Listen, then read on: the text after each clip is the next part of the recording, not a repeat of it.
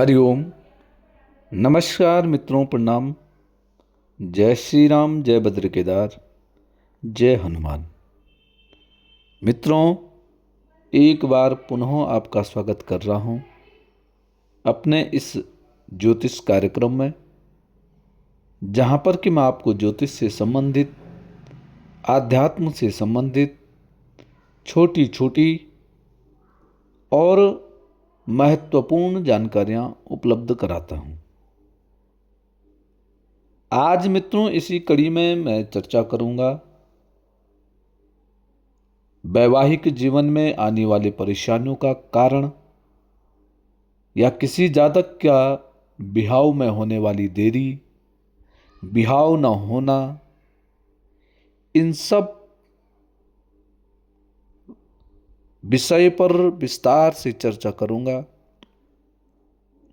Video प्रारंभ करूं इससे पूर्व आपसे पुनः आग्रह है, यदि आपने अभी तक चैनल को सब्सक्राइब नहीं किया है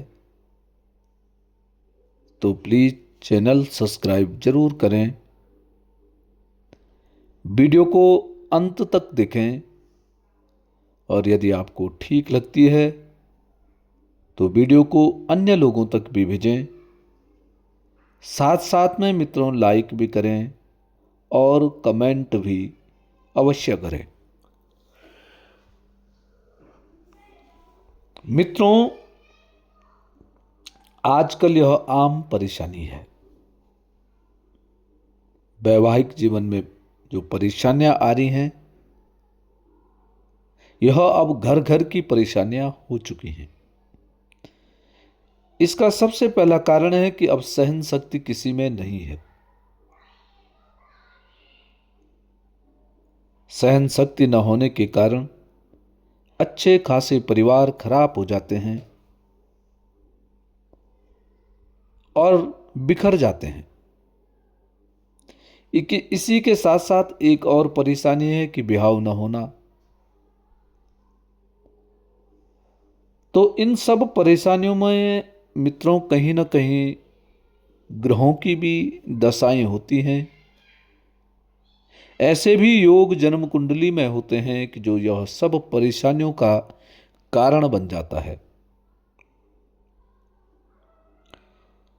जन्म कुंडली जो होती है उसमें जो 7वां भाव होता है, 7वां जो घर होता है वह बिहाव से संबंधित घर होता है। उस घर से दाम्पत्य जीवन से संबंधित, विवाह से संबंधित विषय पर चर्चा की जाती है। तो मित्रों, जो जन्म कुंडली का जो योग है वह यह है कि अगर किसी जातक की कुंडली के 7वें घर में अर्थात 7वें भाव में 1 या 8 लिखा हो, 7वें भाव में आपकी मेष राशि बन रही हो या वृश्चिक राशि बन रही हो, तो इन दोनों का जो स्वामी हो गया वह मंगल हो गया है। कहने का तात्पर्य है कि यदि आपकी कुंडली में सप्तमेश जो है मंगल ग्रह है और वही सप्तमेश जन्म कुंडली के 6वें घर में हो या 8वें घर में हो या 12वें घर में हो, कहीं भी स्थित हो, तो ऐसा जो जातक होता है उसकी जन्म कुंडली में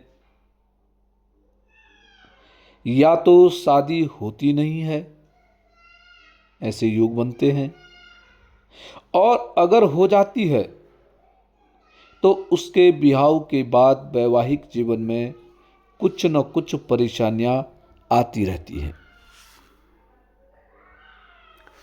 क्योंकि मित्रों, जब सप्तमेश, सप्तम भाव का स्वामी जन्म कुंडली के 6वें घर में आ जाता है, 6वां भाव शत्रु का भाव होता है या उसको रोग का भाव भी कहते हैं। परंतु मुख्यतः यह शत्रु भाव होता है, रिपु भाव इसको कहते हैं। तो यहाँ क्या होता है, जब सप्तम भाव का स्वामी छठवें घर में विराजमान हो जाता है तो ऐसे व्यक्ति को क्या होता है कि दाम्पत्य जीवन में कोई तीसरा व्यक्ति आकर के उसको भड़का करके, आपके खिलाफ करके, या ऐसा व्यक्ति आपका जो पार्टनर है जिसकी कुंडली में यह योग बन रहा है, जिसका सप्तमेश मंगल होकर के और छठवें भाव में विराजमान हो रहा है, तो ऐसा व्यक्ति भ्रमित होकर के, क्रोध के आवेश में आकर के और अपने बसे हुई घर को तोड़ने में, बिगाड़ने में किसी भी प्रकार का विलंब नहीं करता है।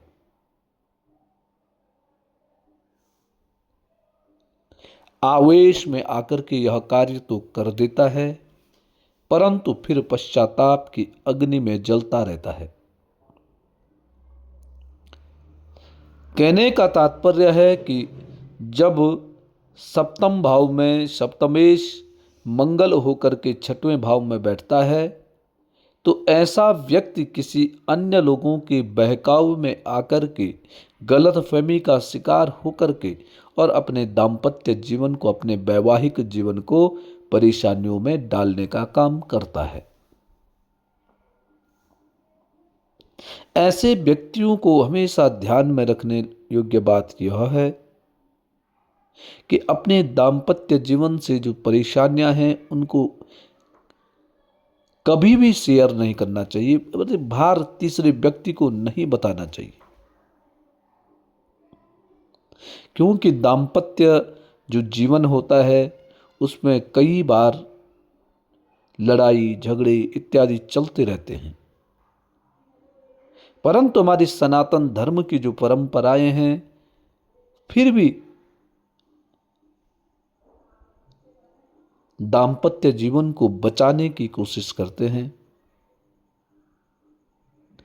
अपने लिए, अपने धर्म के लिए, अपने परिवार के सदस्यों के लिए, अपने बच्चों के लिए सब कुछ त्याग करके और अपना जीवन खुशहाल करने के लिए अपना परिवार बचा करके रखना पड़ता है। तो जिन जातकों के कुंडली में ऐसा योग बनता है उनको कभी भी तीसरे व्यक्ति की बातों में आकर के अपना परिवार खराब नहीं करना चाहिए। दूसरा है, यदि हमारा सप्तमेश मंगल होकर के 8वें भाव में पड़ गया है तो यह व्यक्ति को रोगी बना देता है। शारीरिक कमजोरी होने के कारण दाम्पत्य जीवन में परेशानियां उत्पन्न होने लग जाती हैं। ऐसे व्यक्ति को चाहिए कि अपना खान पान हमेशा अच्छा रखें, ऐसे किसी भी मादक पदार्थ का सेवन न करें जिससे कि आपको शारीरिक कमजोरियां हो जाएं और इन कमजोरियों के कारण आपका दाम्पत्य जीवन खतरे में आ जाए। अब है मित्रों, सप्तमेश मंगल होकर के जब जन्म कुंडली के 12वें भाव में विराजमान हो जाता है तो ऐसा जो व्यक्ति होता है, ऐसे व्यक्ति का जो धन से संबंधित परेशानियों के कारण, जैसे घर के खर्चे पूरे न होना, दरिद्रता होना, आमदनी कमजोर है, खर्चा अधिक है, अपने खर्चों को काबू न करना, जब यह सब स्थिति हो जाती है तो फिर घर में कलह होने लग जाता है और इस कलह के कारण दाम्पत्य जीवन खतरे में पड़ जाता है। जिन व्यक्तियों का सप्तम भाव का स्वामी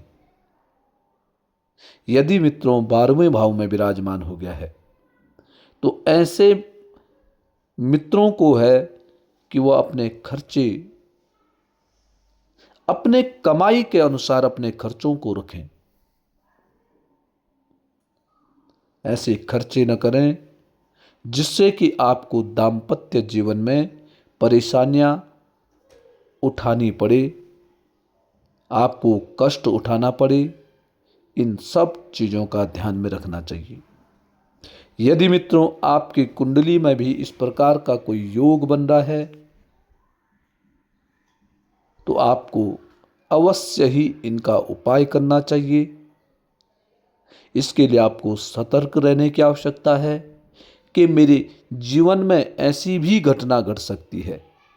इसलिए यदि आप पहले से तैयार रहेंगे तो निश्चित ही आप अपना परिवार, अपनी समाज में प्रतिष्ठा या अपनी वैवाहिक जीवन की जो यात्रा है उसको सुचारू रूप से चलाने में सक्षम हो सकते हैं। जब सप्तमेश मंगल हो जाता है तो उस समय पर हनुमान चालीसा का पाठ बहुत लाभदायक सिद्ध होता है।